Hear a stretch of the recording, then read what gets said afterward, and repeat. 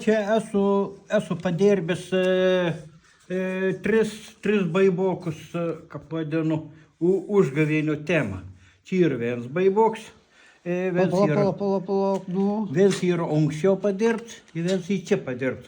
O užgavėnių temą aš bandžiau pažiūrėti į internet, nežinau, gal aš ir pamelausiu, bet kiek man pavyko suieškoti, surasti, nieks nėra niekad niekur sukurs ne vienos skulptūros užgavėnių temą. Jie tik tas toks laikins tos skulptūros. Į muoris, ten katras kutik sudegins, į šiaudienis ten bobotės, yra ten kaukės nešiojamas, yra pripultamų užsienyje, daug naudojamų tokių visokių ten, kaip čia pasakyti, žaislų pavydalą tokių. Bet tikros skulptūros, nu, aš nevadinu čia tikrą tokį jau tikrą, nes ant tokį mažą kamerinį tą skulptūrą.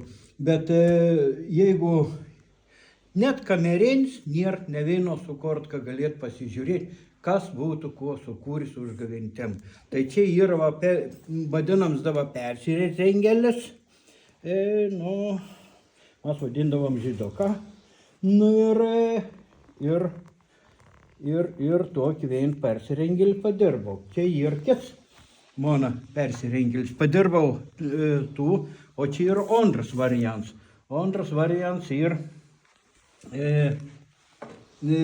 biški pagalvojau, biški čiučiut patobulinau, mano nuomonė. Nu ir pamislėjau, kad reik sukurti tokį, kad geriau tą kūnas matytos, figūrą. Bet ir vėl ėmiau galvoti, o kaip čia dabar gaunas. Užgavėnis žiem, šalta, o čia bus toks be drabužių. Tai čia yra du variantą. Arba yra lietuvis ruonis, tai kur mėgst maudyties, arba čia yra lietuvis Havajuose švenčių užgavėnis. Nes būna žmonės išvažiavę arba gyventeną, arba laikiną ir išvažiavę per užgavėnis, bet reikia pašventyti. Nu tai va, ir pasirėdis dažniausiai ir įprasta, kad ant arklio skaitos ir vaizduojama. Nu, aš pavaizdavau ant ožį jojam. Tai čia ir toks, o pačiu dar ir vienas skulptūra, kur ant kiaulės dajo. Nu.